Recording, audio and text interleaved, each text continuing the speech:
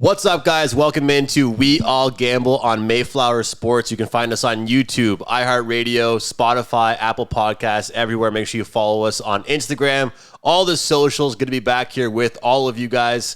Of course, I'm Andrew. That is Jake, and that is Noah. Looking forward to diving into Week 4. I can't really believe it's Week 4 already. I've enjoyed watching it. My Sundays have been a lot of fun, despite being like a little less than break even on the year.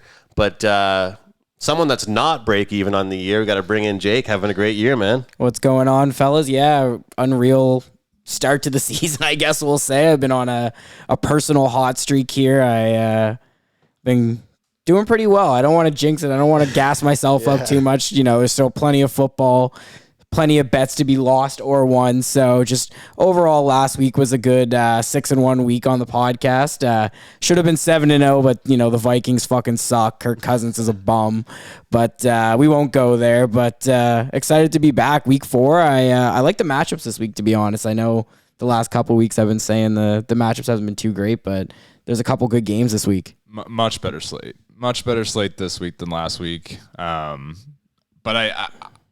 it's one of those weeks where, like, last week there was a lot of huge upsets. Obviously, Kirk let us all down on this podcast for sure with not hitting that over. The Cowboys losing was probably one of the biggest upsets for me, obviously, too. Jacksonville, shitting the bed. That wasn't fun for me. But I think it should be a good week. But every week in the NFL, there's some crazy, crazy upsets and crazy storylines you would never imagine. So I'm excited to see what we get into with Week 4. Yeah, we might as well just dive right into it. I know last episode we said we're going to try and keep these a little bit shorter, so we're going to just dive right into it, and we'll recap the games as we kind of go through the picks that we have. But Thursday nighter, we got Lions versus Packers. Obviously, two Packers fans in the building, so I can kind of guess where these bets are going. I want to hear what you have first. So I feel like I might as well lead us off just because I know where you guys are going. So out of respect, I didn't take a side. I don't want to, do the boys dirty, but I also don't want to have to come on here and answer to you guys for taking the Lions.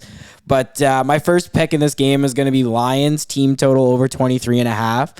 I don't know why for the Thursday nighters, I've been really liking the team totals instead of picking a side. I think the Lions have an explosive offense. They only put up 20 points against Atlanta last week, but Atlanta has a pretty decent defense. I know I kind of crapped on them, but also gave them their blessings about like their defense is much improved. But I think just the way Goff's been playing as of late, it's going to be a shootout, I think. I think the Packers are realistically going to probably need to put up anywhere from 21 to 28 points to win this game. So I think instead of trying to pick the team that's going to put up the most points, I'm just going to go with the Lions team total over 23.5. Amon-Ra St. Brown, Jahmyr Gibbs, Josh Reynolds is looking really good. Sam Laporta, I think they just have an offense. I've been impressed with him. Yeah, I think Sam Laporta was underrated coming out of college. Everybody was on Kincaid, but Laporta looks like he's been integrated into this offense. So I like the Lions to put up points in that game. I got to give you respect because you've been taking some team totals on these primetime games and most of them overs, but you've been hitting them, but the full games are going under. That's the best feeling in the world, I personally think. If you take a team total over on one team, like in hockey, if you take like team total over like 3.5, 4.5, and they win like 5-1, yeah, and the total was 6.5, best feeling in the world. So sometimes you just pick the team totals. What do you think, man? Our Packers big comeback in the fourth quarter and week 3. What about week 4? Obviously, very biased in this game, so I'm not going to take a side either, honestly, just because I also hate betting on my team. I find I jinx myself every single time. But what I will say in my pick, I like Romeo Doubs to score a touchdown. Reason being is this is obviously a huge divisional game. Detroit, Packers. This is basically for first in the division, and this might be one of those games that kind of comes back and people look down later the line and be like, oh my God, like that was actually a huge win, because I think it could be neck and neck race for this division. So I'm going to take Romeo Doubs. It seems that Jordan Love and Romeo Doubs have a really, really strong connection. They're very, very good together, kind of been going back even to that Eagles game last year when Jordan Love got put in and thrown in. I think that's the most secure bet. I think in terms of, a touchdown score this week, I think Jordan Love and Romeo Doubs are going to try to keep that connection going. And, Jordan Love's going to try to keep it a little bit simpler, I think, too, because he knows this is a big game. He's going to want this win. So taking Romeo Dobbs. Just to add to that on your bet, the reason I like it is 3 touchdowns in 3 games. Jordan Love, I think, has clearly identified his guy, and it's going to be Romeo Dobbs. He's only been targeted 20 times, which is a little surprising, but it goes to show that on a limited target share, he's able to get in the end zone. So it looks like he is kind of that red zone guy for the Packers. Yeah, and Watson's coming back, and a lot of people are going to say, oh, Watson should be the guy to score. But I think it's going to be a little bit of a slower start. I could definitely see him scoring, but I think it's going to come down to, as you said, like, who's going to be that security blanket for him. Like Travis Kelce is almost for, Patrick Mahomes type of thing. Like I think Romeo Dobbs is that guy. So I think Romeo Dobbs to score is probably the more secure bet in terms of a touchdown score this week, Thursday. Yeah, and I think especially for a young quarterback too, like I think it does hurt his relationship with Watson, the fact that he hasn't been there the first few weeks. Like getting your guy, like you said, if it's like a vet, I think it's like, okay, you can just have your guy come back in the lineup and you're good. But for a younger guy, I think Romeo's the guy. For me, I want my Packers to win. I'm cheering them on. I'm taking Jared Goff over 253.5 passing yards. Looking at the Packers, what their schedule has looked like to start off the season, I just feel like they haven't faced elite quarterbacks. I mean, you can look at the Derek Carr injury, obviously. Then you've got Justin Fields, then Desmond Ridder. Like, that's not really the elite of the elites as far as quarterbacks are concerned. And I guess, depending on who you are and what kind of football fan you are, what you might have to say about Jared Goff. But there's weapons. And despite some injuries across the offensive line and the Lions, I believe he can throw on the Packers. I don't think the Packers have been involved in a game yet where they have some of these threats. I guess, I don't want to discount some of the wideouts on the Saints. Like, they have some talent, obviously, but I think this is probably going to be a game where the Packers see the most through the air that they've seen so far. So cheering on my Packers, but one prop I identified was over 253.5 passing yards for Jared Goff. Yeah, it's funny because I have one last pick for this game. Thursday nighters, I'm probably always going to hit you guys with 2 picks. I like to get a player prop in, and where we record this so early in the week, it's tough to give you something for Sunday or Monday, obviously. So I also have an anytime touchdown scorer, and we kind of touched on him. I got Sam Laporta anytime plus 200. I think the more that this season kind of grows on, we're going to see him as much more of a red zone target. I think that's the one thing that the Lions kind of lacked last year was when they got down to the red zone, it was can we hit Amon-Ra?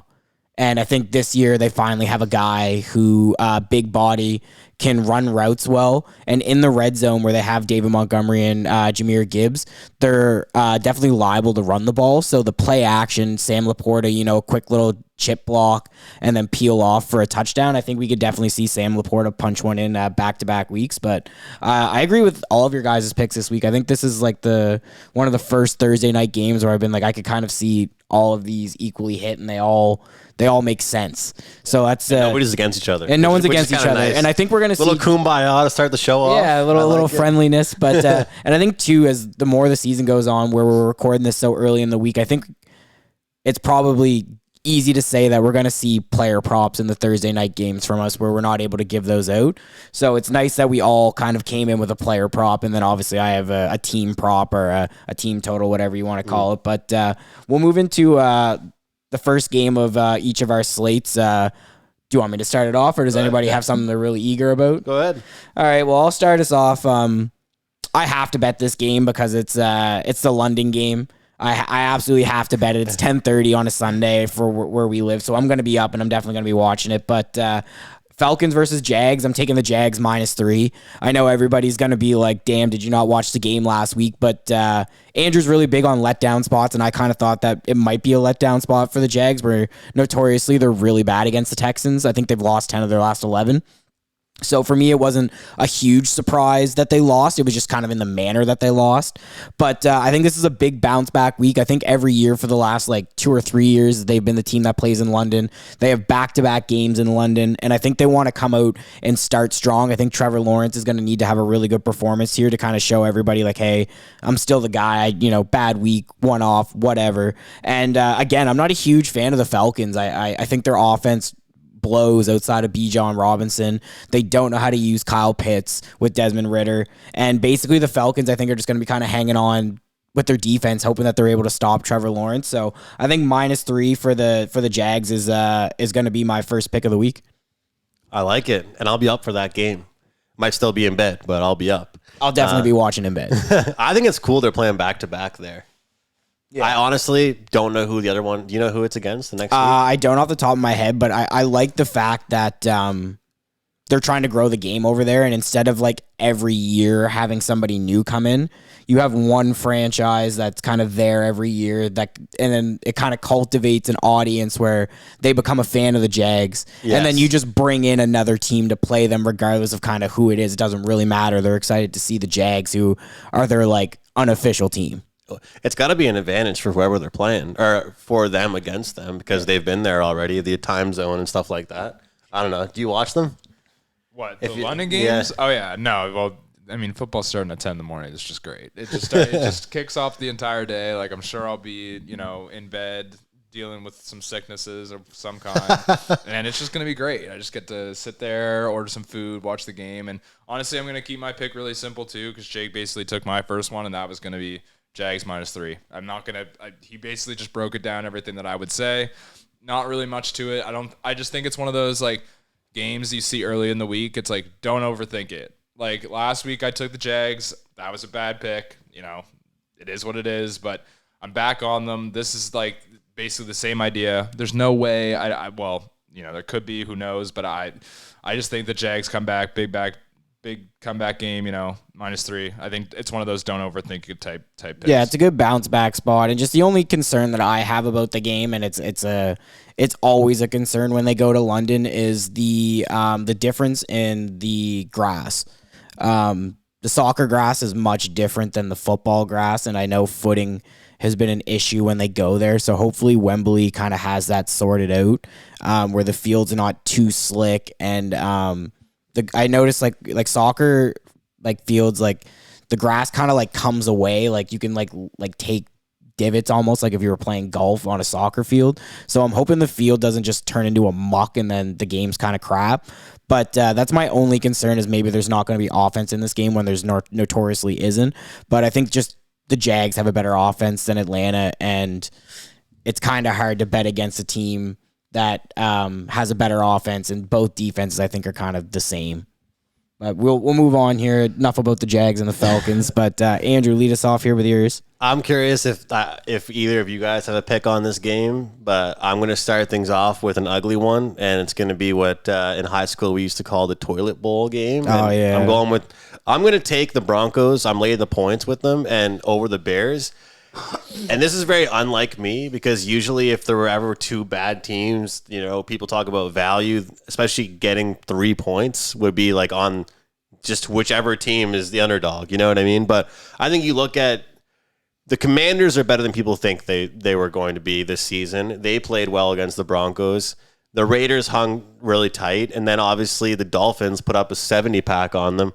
And it's a 70-pack. I mean, you look at it, there's going to be just no respect. The funny thing is about this Broncos team, it as much as I love the memes about Russell Wilson and stuff, it really hasn't been his offense. Like, his passing yards has actually been all right. The way he's been able to throw the ball away and escape the pocket, he's kind of looked decent, but his defense has let him down. The good news is, what better game for your defense to look good than playing the Bears? And so I think that this is one of those moments where if the Bears torch the Broncos, they might as well lose the rest of the season and just try and get a good draft pick. Sean Payton has a 5-year contract. Like, he's going to be like, man, at this point, the season's toast. I want a good pick. Obviously that doesn't happen that early in the year, but I think this is a real test to see if it's both the offense and the defense are bad, or if it's just the defense. And like I said, the Bears throughout the first several weeks have proven that. I mean, look at what happened to the Bears last week. I mean, I get they played a good team, but they just couldn't establish anything offensively. So I'm going to lay it.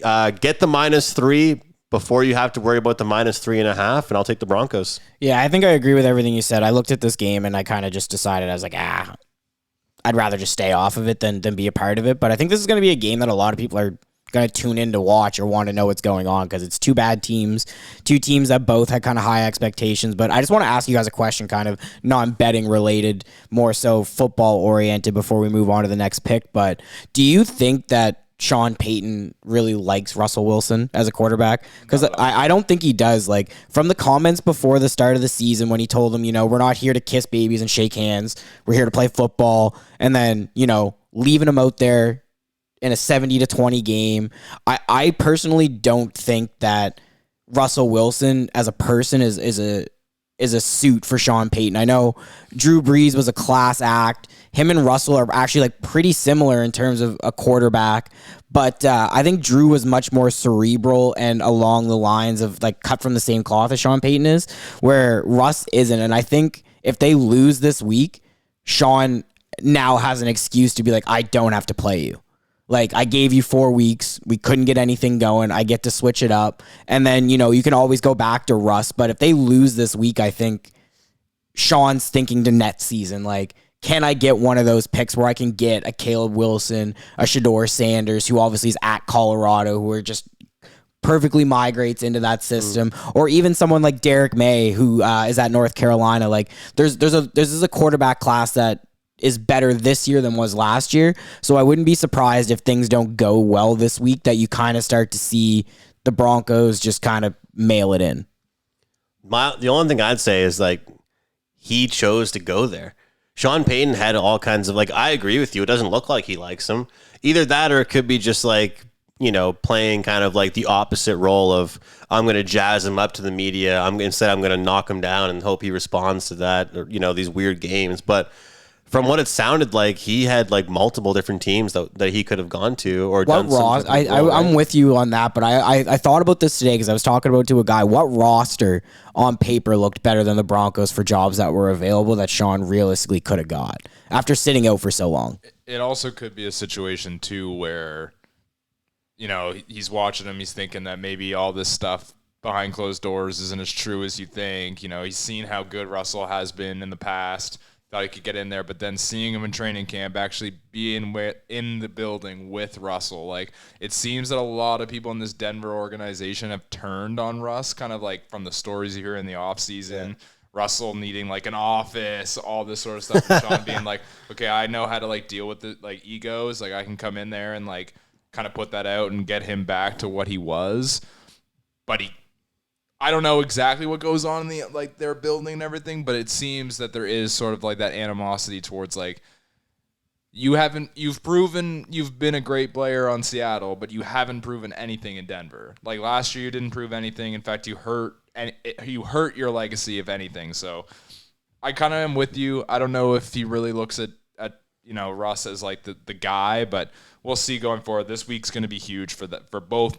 Technically for both teams, but bigger for Denver than anything. Definitely. Since I stole your first pick, Noah, why don't you lead us off with your second there?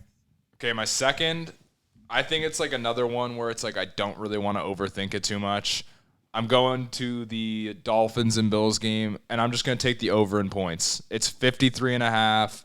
I mean, we both know these two offenses are just the two best offenses arguably in the NFL. The Chiefs are obviously right there too, but I think it's going to be a shootout. I think both teams want this win badly. I don't know which team I'd pick going into it. I mean, obviously Dolphins are underdogs actually going into it because Bills are at home, but 53.5 seems like an easily achievable point for both of these teams. I think they're going to score a lot of points. Obviously Dolphins 70 last week, so I'm going to go with the over. Do you have that game? No. All right. I want to ask you a question just as a professional in the industry. Hey, you're a professional now, man. 5-0. No, I don't get paid to give out picks yet, so you're still the professional amongst the three of us for now. But I was a little thrown off by the line. Do you think that 2.5 is to entice people to bet a certain way? Because like I think the way that the Bills looked this year, they've been up and down. Obviously, they've looked good in some games, and they haven't looked so good in other games. And the Dolphins are just kind of steamrolling everybody or in a shootout in every game.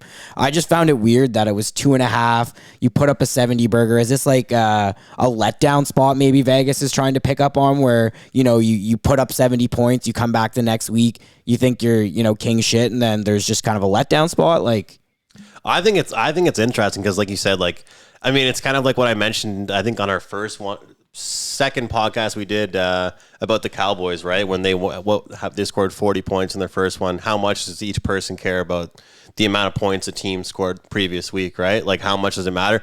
From what I've been told, because I've asked the same thing to many people, but pretty much up until like week 5 or week 6, unless like a Nick Chubb or like an Aaron Rodgers like injury, for example, they mostly just stick with their preseason numbers they already had for each game. Okay. So the most they're gonna move it is by like 0.5. Okay. So I find that, like, I wish I actually had them in my hands because I look at it quite often. Like, a lot of people don't realize, like, there's, like, I told me and you have talked about it, but like right now as it speaks, we could go online to some websites and we could bet on a matchup in like week 16. Isn't that insane? Like, I find that super cool. Like, I thought it was the weirdest thing ever. Like, I saw this video. This guy, he came on a show for Wager Talk, and he's like a well-known guy in Vegas.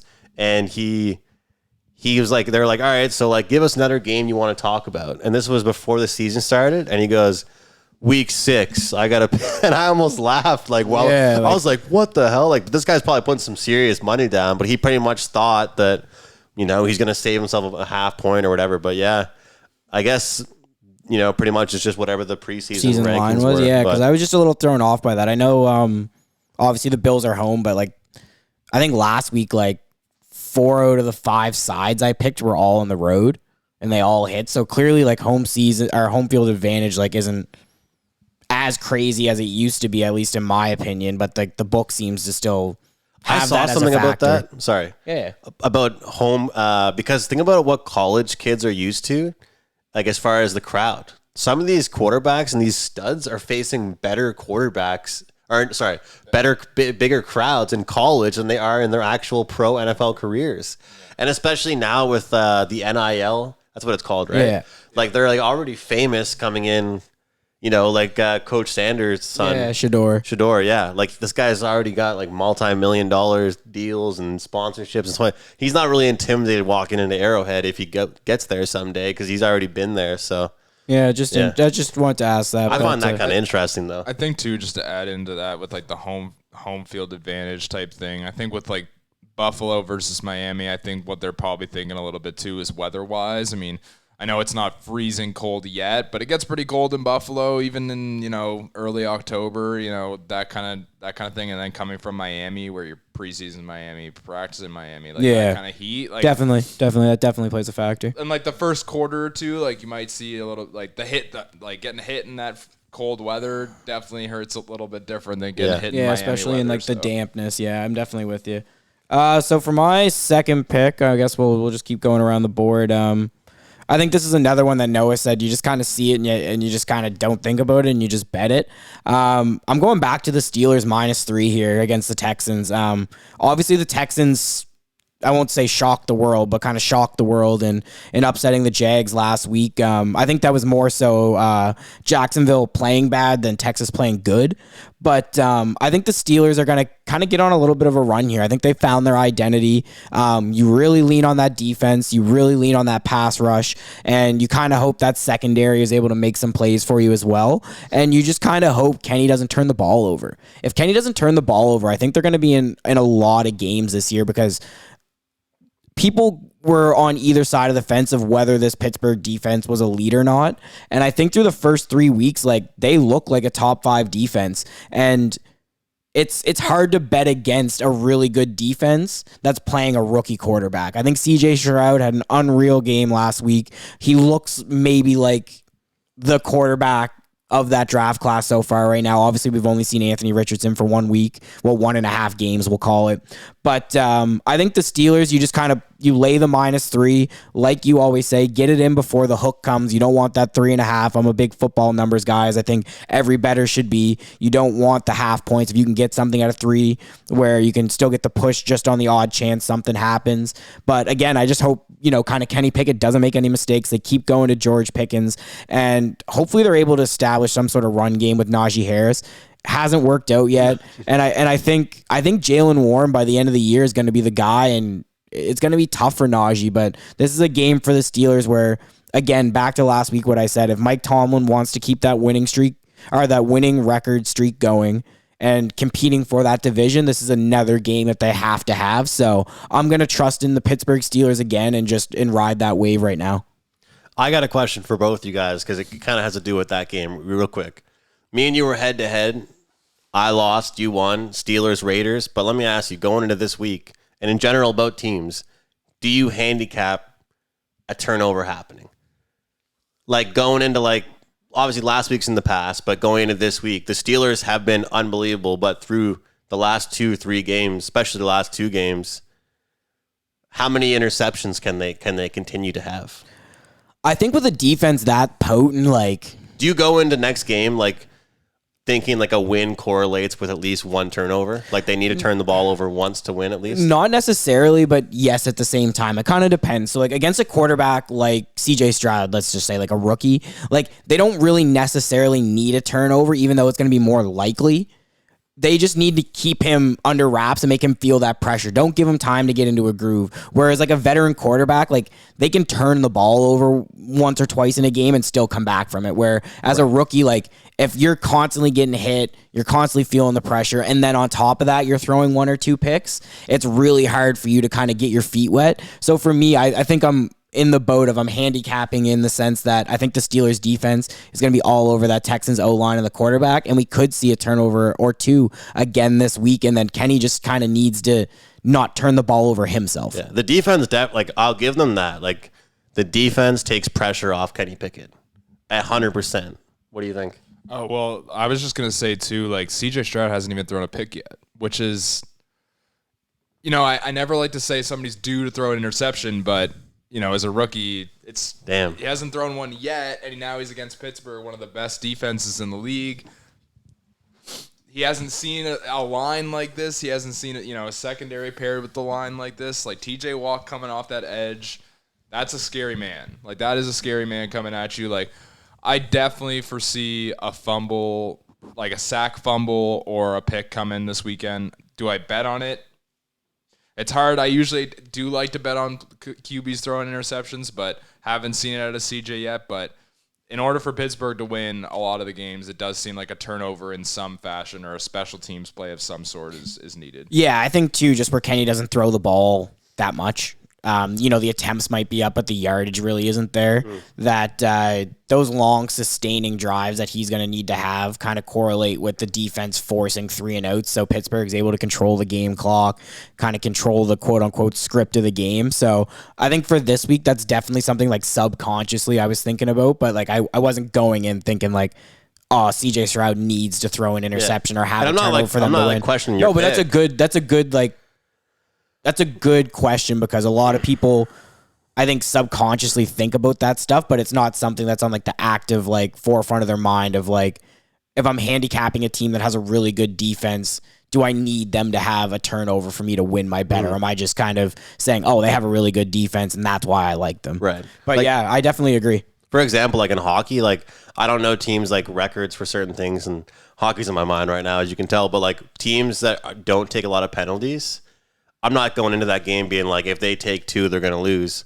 But I it adds to the analysis. Hey, this team doesn't give up a lot many penalties, and they're playing the Oilers, so at least they're not going to put McDavid on the power play. Type of thing like that. So let's dive into your second one there. But I know this week you said you might have a little bit of a shorter slate, so I don't know how many you have that are yours, but I'm sure you probably got a second one. Yeah, well, I like the Commies. The Commanders plus 7.5 against the Eagles. That's disrespectful. Are you on the Eagles? No. I mean, you've been. That's disrespectful. This is 8. There we go. Even better. Look. Disrespectful. Who was it?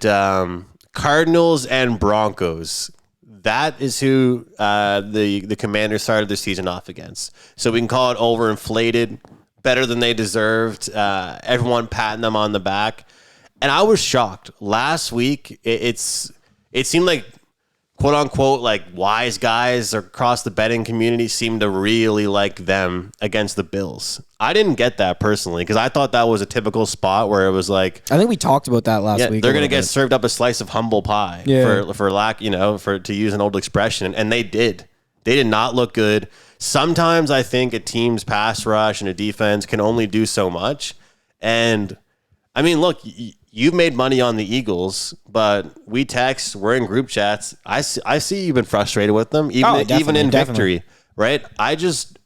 Against a team like Washington, off a game like they're off, I feel like it's nice for them to start the season off 2-0, get humbled by a Bills team that went downfield constantly, and just expose them. And now I think that even though Jalen Hurts is mobile, they're going to have him under duress, and the pass rush will hopefully impact the game. So I'm asking for the Commanders to keep this one tight. I'm not saying they're going to win it. We were talking before the show before we started recording about how much do you put on, let's say, the sprinkle on the money line if you're taking a team on the underdog, or like what percentage of do I think that they're going to just win the game? I'm not saying the Commanders could win. But you're giving me 7.5, 8. I think that just scheduling wise, the Eagles, they haven't had the easiest schedule either. But I think that the spot the Commanders are coming off of, it sets up for a good game. It's actually funny that you mentioned that because this start of the schedule is kind of quote unquote our easy part. Like the middle of our schedule is ridiculous. Right. Like I think we played Dallas, San Francisco, and Seattle 3 weeks in a row, which is just absurd. But you're definitely right. I think the 8 points is definitely something that the Commanders can keep it within. Like you said, I have been frustrated with the offense. I think the defense is playing much better than I thought. I think our D-line is the deepest in the NFL right now. We can definitely put pressure on the quarterback, but I think we've had 2 really ugly wins. It's a divisional game. Or sorry, it's not a divisional game. What am I saying?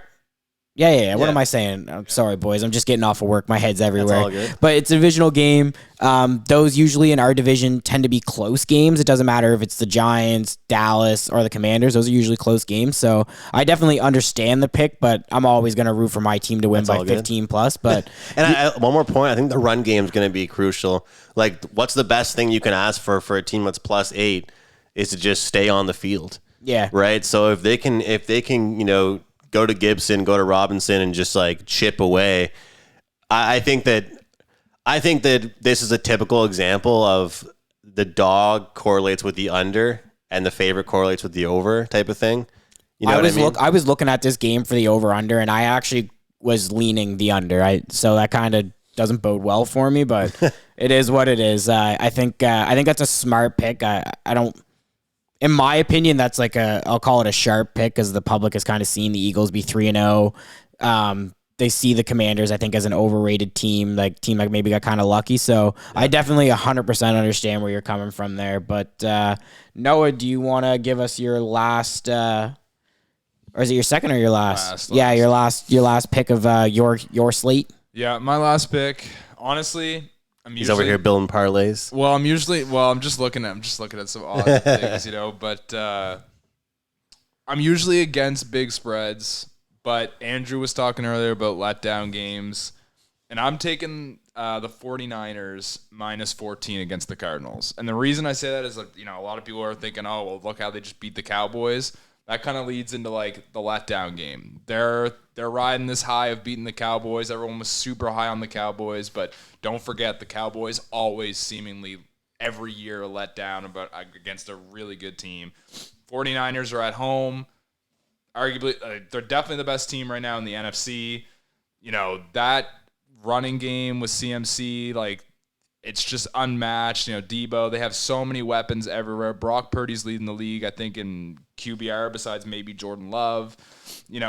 They're just rolling right now. I don't see Arizona coming in there and really being able to score.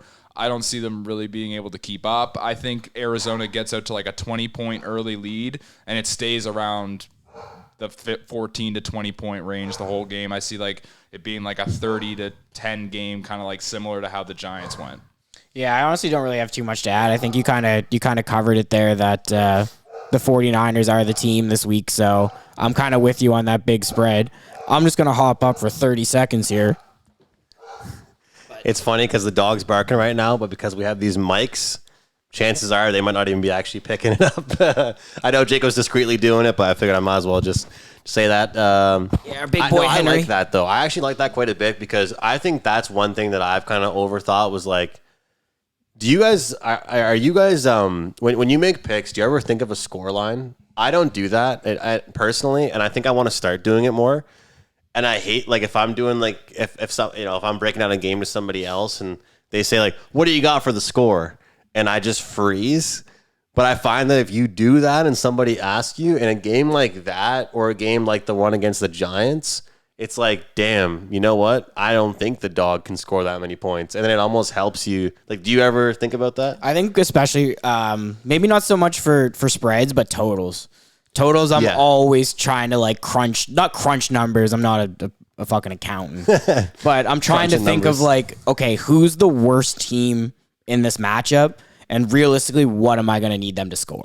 I do that too, yeah. So I don't necessarily try to project the score for each team, but I kind of look at it in a sense of who's the worst team and what do I need them to score for my bet to cash. Right. Well, my thing with the game too is like, I only really think of a score when it's like a big spread of like 10 or more. Because like my thing is this, it's like I need this team to win, but not only win commandingly. Like they need to really win the game. And I look at the 49ers a lot. I've watched them a lot, over the past couple of years. They've always been in it.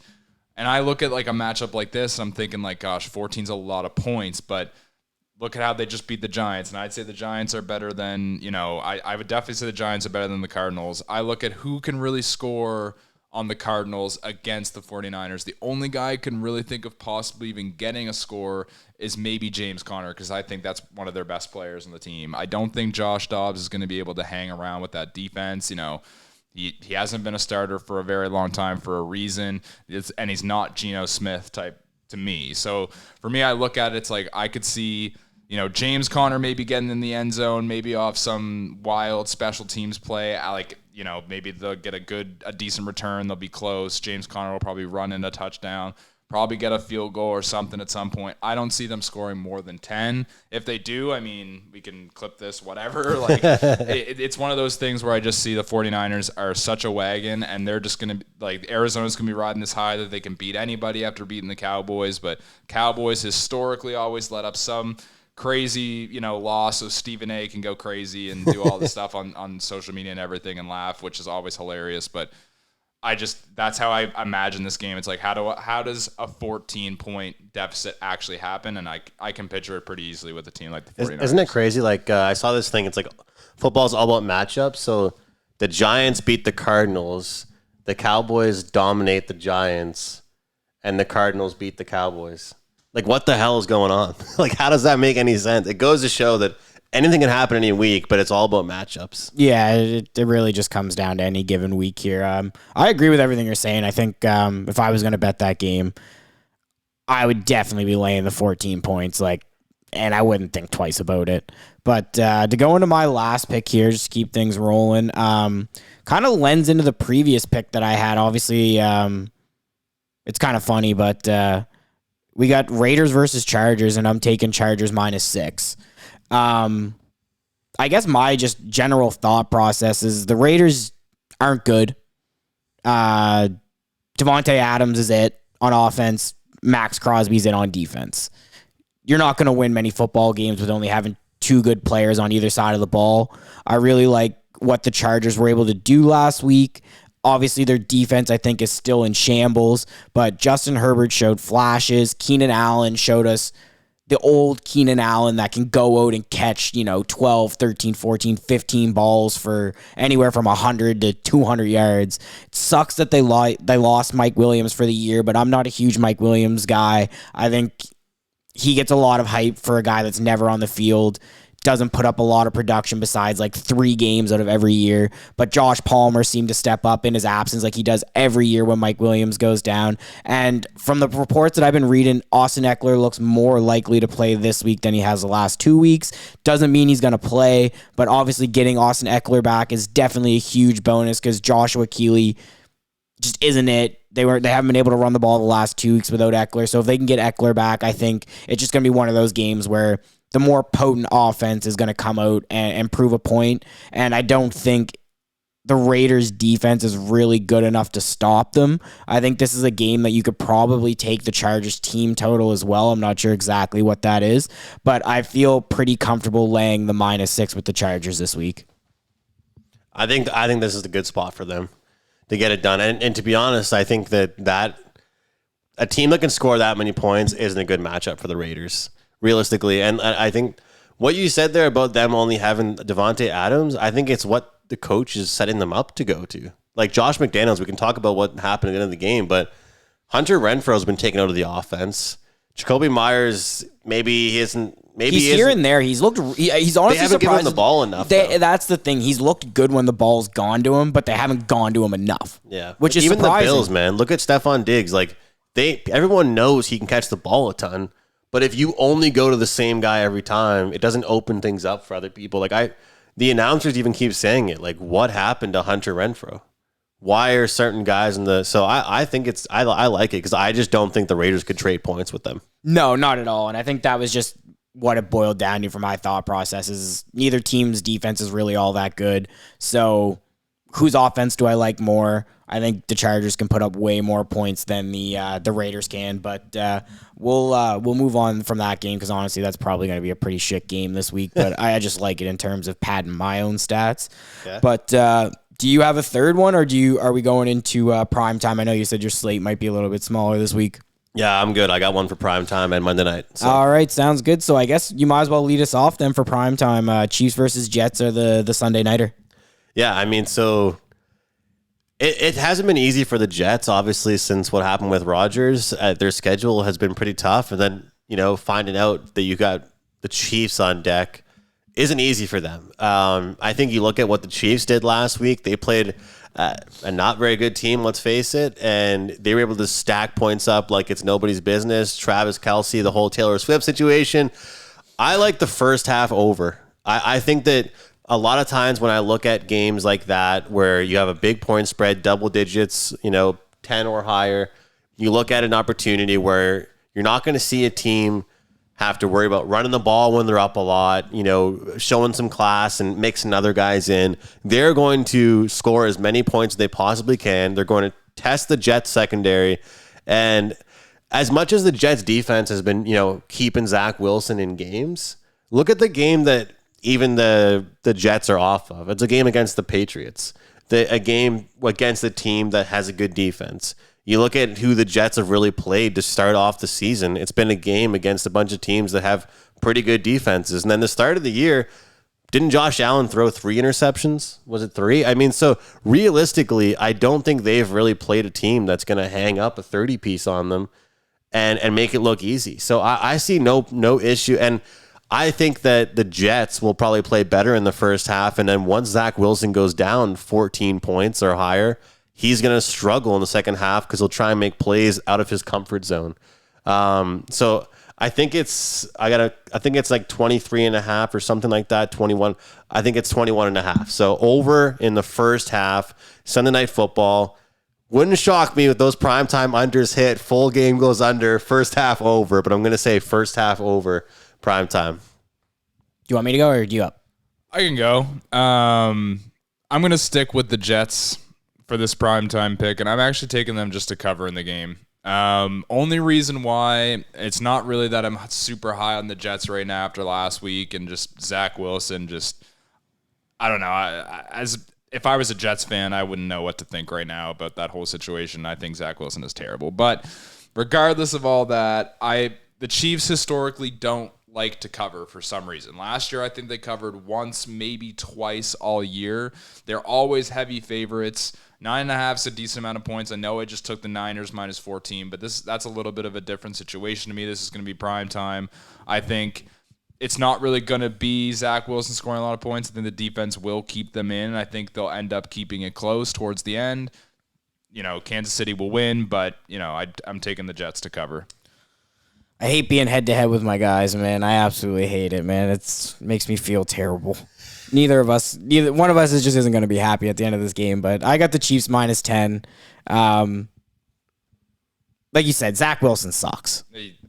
No way around it. No other way to call it. And the Jets organization needs to stop saying they're behind him. They're not. They're looking for quarterbacks right now. And it's just I don't want to call it a sin because, like, the guy's playing professional football. Like, it's on you to perform to the levels that the team needs you.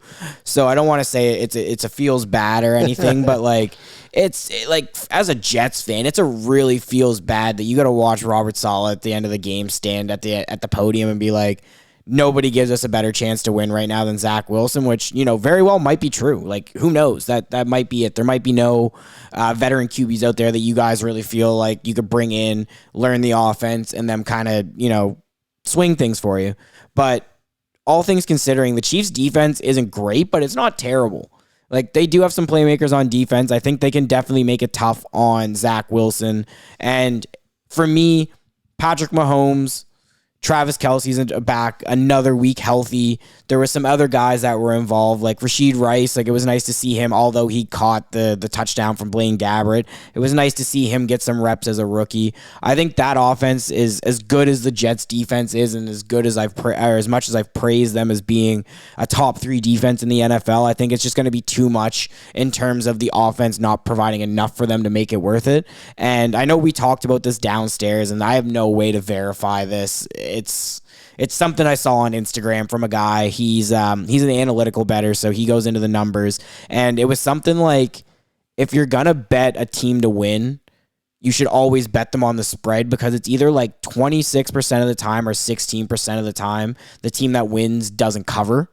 So you're almost better off just taking the odds of the team to cover if you think they're going to win. So I'm just going to kind of go with that, and I just think the Chiefs are going to be too much this weekend. It could be a game where, it's like 30-10. Like, they don't get absolutely blown out in terms of like getting points hung on them, but like the spread, like they lose by 20 points. So that's just kind of my thought process for this week. I don't overly love this game, but it is what it is. I think, the NFL schedule makers thought Aaron Rodgers, Patrick Mahomes, Sunday Nighter, what's better? And then obviously now we have Zach Wilson, Patrick Mahomes. So that really messes up like the schedule. It sucks, man. I wish so me and the guys at work were doing some research, and I guess like the NFL can't reschedule games until week 6 for prime time, and they need to give the teams at least 2 weeks notice that they're moving the games. Flex. Yeah. So it sucks that like this game realistically shouldn't be the Sunday Nighter now, but they're not deep enough into the season for them to be able to start flexing the schedule.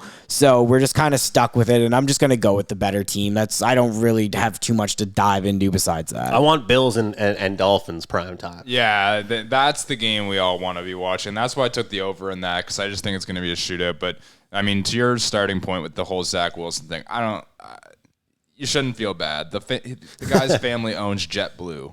Yeah. Okay, that's one of the reasons why I think he just doesn't have that mentality in him. He just knows that if he were to be let go tomorrow, he's a billionaire. Yeah, his family, he's good. He's good and everything. So it's one of those situations. But yeah, I don't know. I honestly, part of my bet too is just I really just want it to be a decent Sunday Nighter. Yeah, I think the primetime games have been pretty. They've been pretty shit so far this year. So I definitely am with you on the.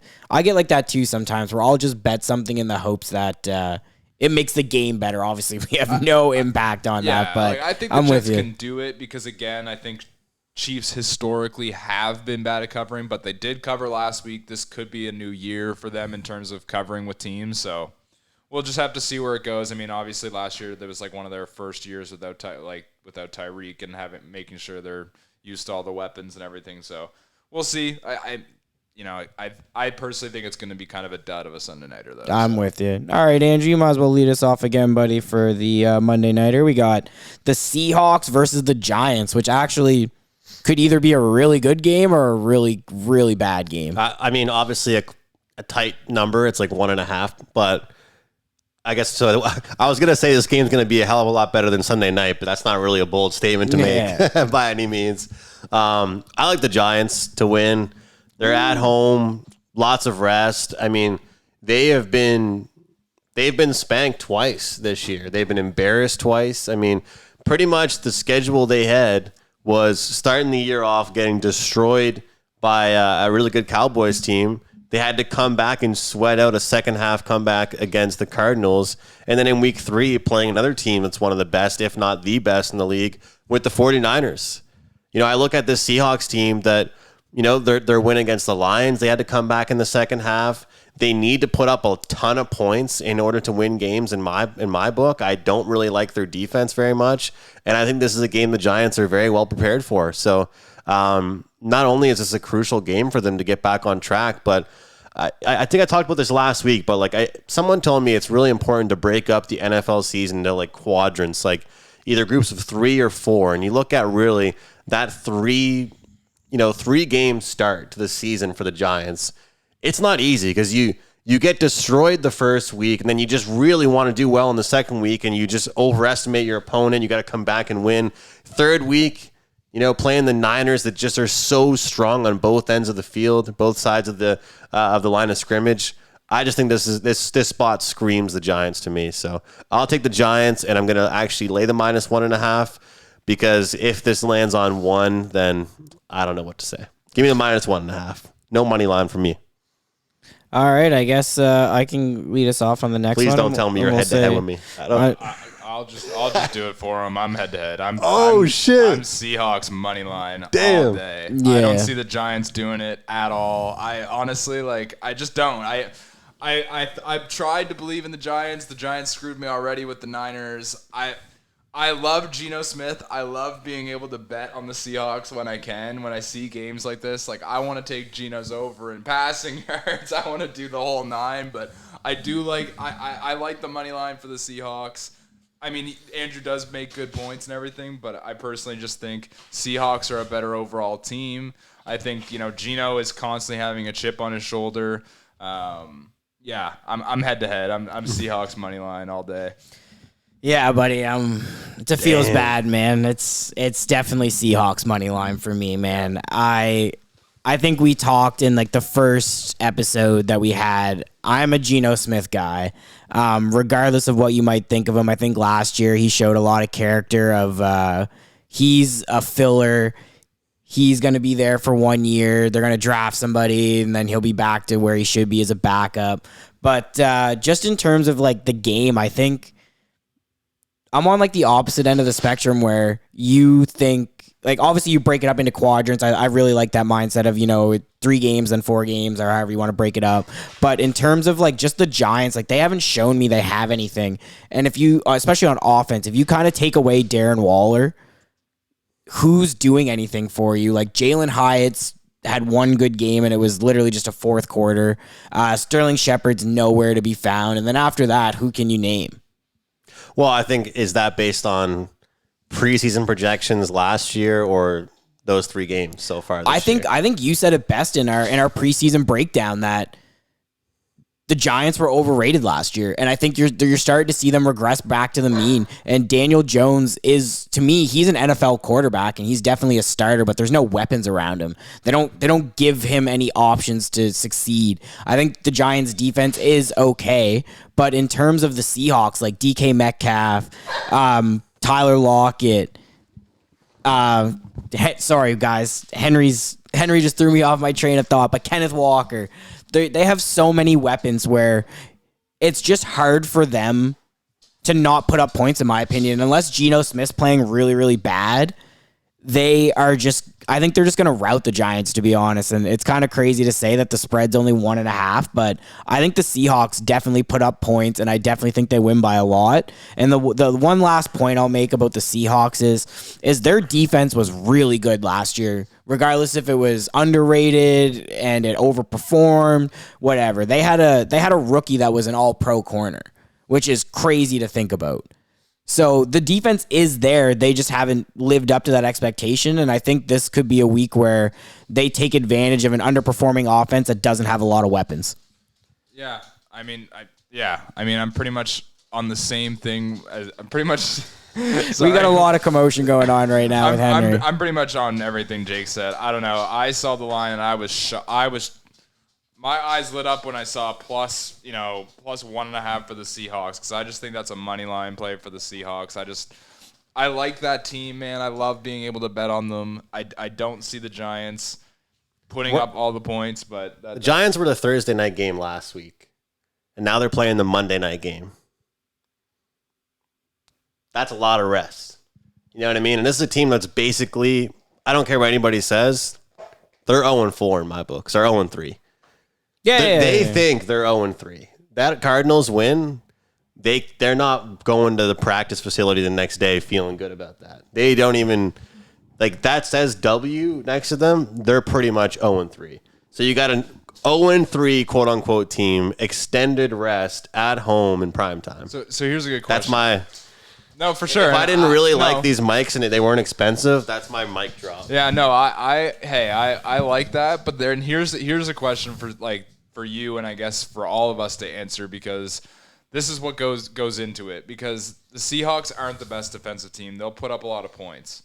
Is this an over bet for the total? Because it's only at 47, and if you're thinking the Giants are going to win, that means they're going to have to put up points to hang with the Seahawks, because both these teams' defense are pedestrian at best. So that means if, me and Jake are thinking it's going to be a blowout towards the Seahawks, but if you're thinking that the Giants are going to win, that means they're probably putting up points. Do you think over 47 is a possible play for any viewers out there that may be thinking, I'm not sure, they both make good points, I don't know which team to pick, maybe I go for a team total or a points over type thing? I just think there's a lot, like, I think as much as I really like this pick, and it's funny that I feel like primetime games are when we're always head-to-head. It's never the 2 o'clock slate we're head-to-head. It's always primetime. But as much as I like it, I feel like it is difficult to answer your question because we've seen them play the Cowboys and the Niners, right? Yeah. Like, what does everybody remember last about the Giants? How embarrassing they looked on Thursday Night Football in front of the world. That's what everybody saw last about the Giants, right? So nobody really, going into this game, if you're someone that remembers what you saw last, you think they're going to score 10 points against the Seahawks. But they're not playing the Niners or Cowboys defense. So that's really my main argument. So I would probably say over because I think they're going to get theirs. Right. But at the same time, I'm also counting on their defense to I think do it's tough to bet the over just because primetime overs are 2-9. So the unders have been smacking. But I think I need their offense and defense to play well. I think you are right in the sense, Noah, where if you're gonna bet the Giants, you might as well take the over as well. But that's what I think. Because I don't think the Giants' defense is good enough to not let Seattle put up points. But here's a counterpoint, though. You're asking me who the Giants have, right? Like, you're saying, like, well, who do they even have? And that's why you like one of your many reasons why you like the other side. But at the same time, if that's in question, then if I like the Giants and they don't have that many options, even though they're the small favorite, don't they correlate with the under?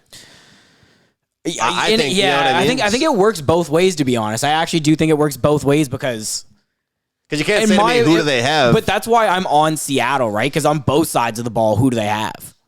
They don't have anybody really. So for me, it's like, are you going to take the team that's going to put up points? Maybe their defense is a little suspect and they give up points as well. Or are you going to take the team that realistically, in your opinion, and I think it kind of swayed me a little bit, are you going to need to take a team that's going to have to grind it out, hang on to the ball, long drives, and have your defense step up when needed?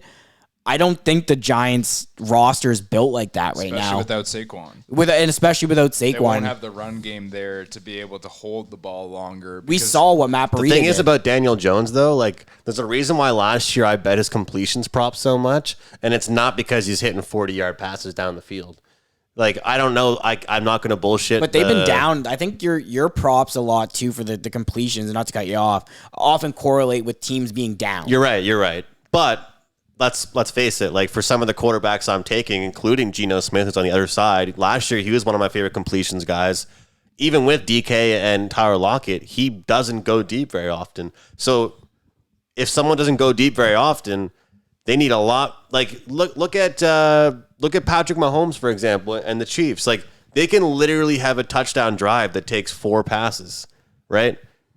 That's, you know what I mean? Like they're not going to be on the field, so he might not be a good completions guy because he doesn't have to throw the ball 11 times to score a touchdown on a drive, right? I think Daniel Jones does, and if they're chipping away 10-yard pass, 5-yard pass, incomplete pass, 5-yard pass, then that just eats the clock. Tick, tick, tick, tick, tick. And if that's the case, they're going to keep Seahawks That's their off. like supplement to the run game is the dink and dimes, the screen pass. Yeah, I'm with you.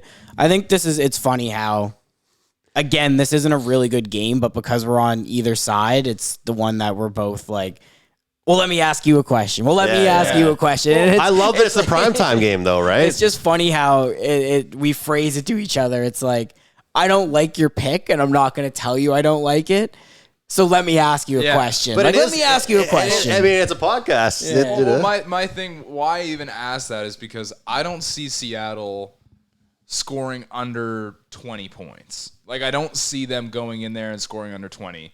So that means, and the total is 47. So like, and you know, Seattle looking at their past games, 30-13, 37-31, 37-27. Those games they're scoring. And Seahawks last year, their offense was methodical. They scored a lot. So my thing is like, okay, if you're taking the Giants to win, that means it's if you got to beat Seattle at their own game, which is scoring. You got to beat them at that. So my thing is like, okay, if you got to beat a team at scoring, it's going to be a little bit of a higher scoring game. 47 doesn't seem that, you know, unachievable. And I could see the Giants putting up 20 points. It's not that they can't. Yeah. It's just more like they have to be able to do that because I think it's going to be more the Giants have to win a scrappy game beating the Seahawks at what the Seahawks do best, and that's score. Fuck it, you talked me into it. Add it to the card. Seahawks, Giants, over 47.5. I'm in. Just talked me into it. I'm 9 in. or 10 days rest versus like 6 or 5 days. But I don't care. I'm in. For sure, I'm in. The rest Thursday, counts, primetime Thursday to primetime Monday is the best. But sometimes that can hurt teams too. We've seen that in the past. Be able to like that rust a little bit, not having Saquon there. Like Daniel Jones is gonna have to throw the ball, and he's gonna have to throw the ball well. And if he's throwing the ball well, that means Geno's gonna have a lot more possessions. Geno doesn't turn the ball over. Geno. It sounds like you like the over more than you like the Seahawks. I do like the over, but I like Add it to your card. but Come join me. It's on the card. 47.5. But I'm only saying this because, like, you know, the Giant, like, if you're on the Giants, it's more like, damn, you might as well take the Giants in the over, in my opinion. Yeah. Like, I'm on the Seahawks money line because I think the Seahawks are going to go up 27. The Giants are going to put up like maybe 10 to 15 type thing again. Yeah. I think like they could lay an egg. Add it to my card. I'm in. All right. Add it to my card. We'll see what happens. 47 and a we should half. watch the game, the three of us. It's on the card. Recap on the card. Recap for me. I've got the Broncos -3 against the Bears in the battle for not being the worst team in the league. I've got the Commanders +8. In the night game on Sunday, I have the first half over Jets and Chiefs. I think it's 21.5. And we all know what my pick is Monday. Giants. All right, so just to total my card off, we got the Lions team total over 23.5 on Thursday, and Sam Laporta anytime at +200. Then we got Falcons Jags. I got Jags -3, and then we got Steelers Texans. I got Steelers -3. Raiders versus Chargers. I got Chargers -6. Sunday nighter, I'm laying the points with the Chiefs -10. And then for the Monday nighter, obviously you just heard us babble on about it. I got the Seahawks money line and the over 47.5. First time this year on the podcast that somebody's added something to their card mid-show. So that's definitely going to be a winner. I'm starting that off 1-0. I'm ready to go. All right. I'll run through mine real quick. So first was during the Thursday nighter, I got Romeo Doubs anytime touchdown scorer. Obviously can't pick a team. You'll know which way I'm going. Then I'm tailing Jake with the Jags, -3 there in that game. Then I got I'll go in order here. I got, what was the other one here that I had? What was it? Oh, yeah, Miami and Buffalo, points total over. Then I got the Niners, the point spread at -14, which is a lot. Then I got the Jets plus 9.5 on the Sunday nighter. Then, of course, the Monday nighter comes along. I got the Seahawks money line, and I will also add the total. Come on, add the total, add it to the Silent card. total. Add it to the friggin' card. After my soliloquy, I feel like I gotta Add it to the card, man. It never hurts. What is it? It's always one prime more. time. It's one more Around pick, him. man. It's one more pick. You never know. It could be the swing between being 500 or being above 500. Who knows? There you go. Who knows? But below. or we're not going there. We're not going there. Yeah. But we would have gotten Oda here under an hour like we planned on it. And then obviously Monday nighter rolls around again and we're fighting, but I love it. I think that's going to be the best part of this podcast is it's really fun to kumbaya and we're on the same picks and we're all going to gas each other up that we all get the same picks. But it's nice when we're on opposite sides. You know, Andrew's definitely going to prove me wrong multiple times this year. I'm hoping just to kind of get a leg up on him to start the year where when I've been dominated early. You guys have got me early. So that's all I'm saying. Let me get my reps in now. Let me get up early so when he comes back, I'm not getting blown out of the water. But guys, make sure you're leaving comments. Let us know your picks. We're really interested to see what you guys think. We are doing this weekly for fun, obviously.